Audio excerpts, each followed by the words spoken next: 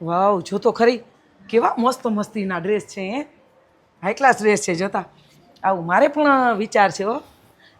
એ બેન આ high class જો તો ખરી આવા આવા ડ્રેસ છે મસ્તીના. હા. ને મારે પણ આનો વેપાર કરવો હોય તો મારે કેવી રીતના કરવું? આપણું કેસરિયા ટેક્સટાઇલ કંપની છે ને ત્યાં બધી જ વસ્તુઓ મળી જાય છે. એટલે આપણે વુમન્સ વેરના કલેક્શન એટલે બાઈ લોકો પહેરી શકે એવી બધી વેરાયટી આપણે રાખીએ જ છીએ.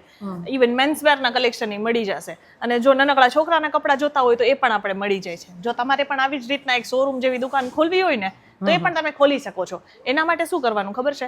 આપણે સ્ક્રીન પર નંબર આપી દઈએ, બરાબર? તો તમારા વ્યુઅર્સ છે હા એ લોકો જોઈ લેશે. અને બીજી વસ્તુ એ છે કે આપણે જે શોરૂમ ખોલીને આપીએ છીએ ને એમાં તમને અંદરનું ઇન્ટિરિયર એટલે બધું ફર્નિચર કેવી રીતના શું રહેશે, તમારો સ્ટોક કઈ ટાઈપનો રહેશે, તમારા કલેક્શન કઈ ટાઈપના રહેશે, એ બધી જ વસ્તુઓ જે છે ને એ કંપની પ્રોવાઈડ કરે છે. મતલબ કે તમારા જે સેલ્સમેન હોય ને આ એ સેલ્સમેનને પ્રોપર ટ્રેનિંગ આપીને આપણે બધી જ વસ્તુઓ પ્રોવાઈડ કરીએ છીએ. અને સાથે સાથે જે ટેકનિકલ વસ્તુઓ હોય કે જેમાં ઘણા લોકોને ખબર ના પડતી હોય તો એની ટીમ પણ આપણે સાઈડથી મળી જાય છે અને કોઈ ચાર્જ નથી. એટલે એક ફ્રેન્ચાઇઝી આવે છે. જો કોઈ પણ ને તમારે પણ એ ફ્રેન્ચાઇઝી લેવી હોય તો તમે પણ તમારા સિટીમાં જે છે આરામથી એક ફ્રેન્ચાઇઝી લો. કાંઈ નહીં, બસ જઈને તમારી દુકાન પર બેસી જાઓ. અને કેસરિયા ટેક્સટાઇલ કંપની જે છે એ બધી વસ્તુઓ તમને પ્રોવાઈડ કરી દેશે. તો આપણે એક કામ કરીએ, સ્ક્રીન પર નંબર આપી દઈએ તો બીજાને પણ કોઈને કંઈ કન્ફ્યુઝન હોય તો એ જે છે અહીંયા કોલ કરી લેશે. જો મેં તો એટલો બધો સામાન લઈ લીધો છે.